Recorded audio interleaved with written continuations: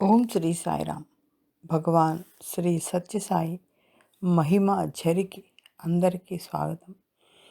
భగవాన్ శ్రీ సత్యసాయి బాబా వారు తమ భక్తులకు ధైర్యాన్ని, ఆత్మవిశ్వాసాన్ని, ఆశీర్వాదాన్ని వివిధ రీతులలో అందిస్తూ ఉంటారు.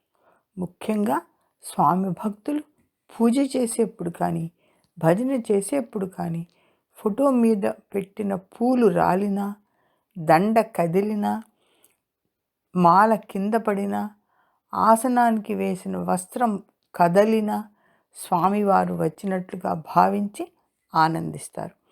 అలాంటి ఒక్క సంఘటన చెప్పుకుందాం.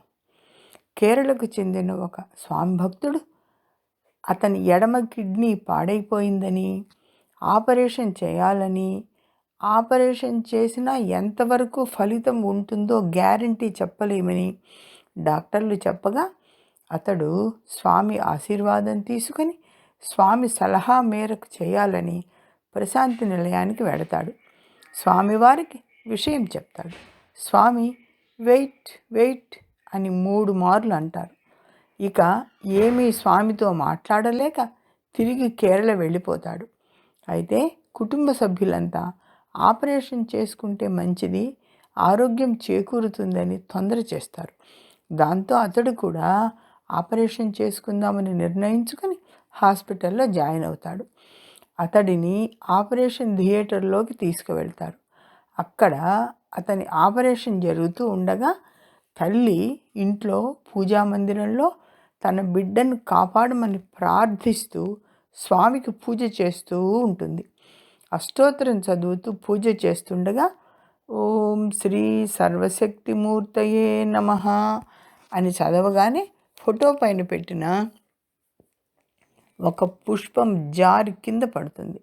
ఆమె తాను ఆ పుష్పాన్ని సరిగా పెట్టలేదేమో అని తిరిగి దాన్ని స్వామి ఫోటో మీద పెడుతుంది.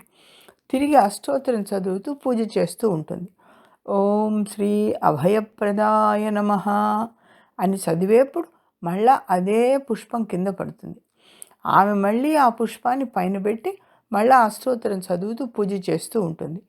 ఓం శ్రీ అద్భుతచర్యాయ నమః అని చదవగానే మరలా అదే పుష్పం క్రింద పడుతుంది.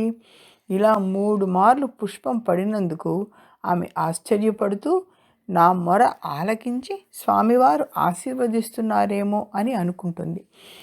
ఆపరేషన్ పూర్తయి ఉంటుందని భావించి పూజానంతరం ఆమె హాస్పిటల్కి వెళుతుంది.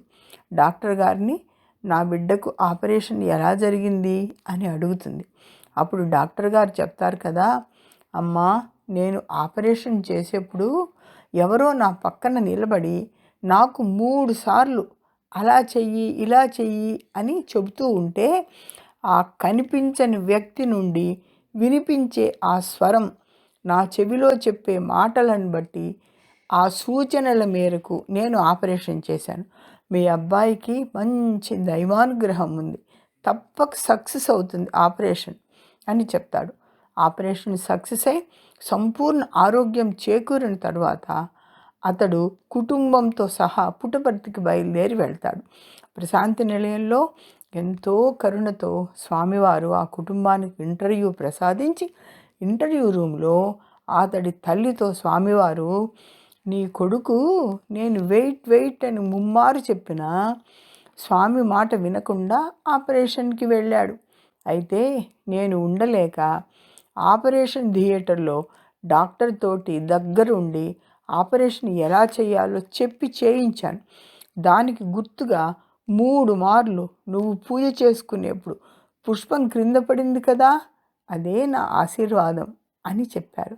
అంటే ఎవరైతే స్వామివారిని నమ్ముకొని భక్తి విశ్వాసాలతో ఉంటారో స్వామి మాట వారు వినకపోయినా స్వామి వారిని వదలరు, కాచి కాపాడుతారని నిదర్శనపూర్వకంగా ఈ సంఘటన ద్వారా తెలుస్తున్నది కదా. ఇంతకు ఆ భక్తుడు ఎవరో అనుకుంటున్నారా? కేరళకు చెందిన హరిహరన్ గారు. జై సాయిరామ్.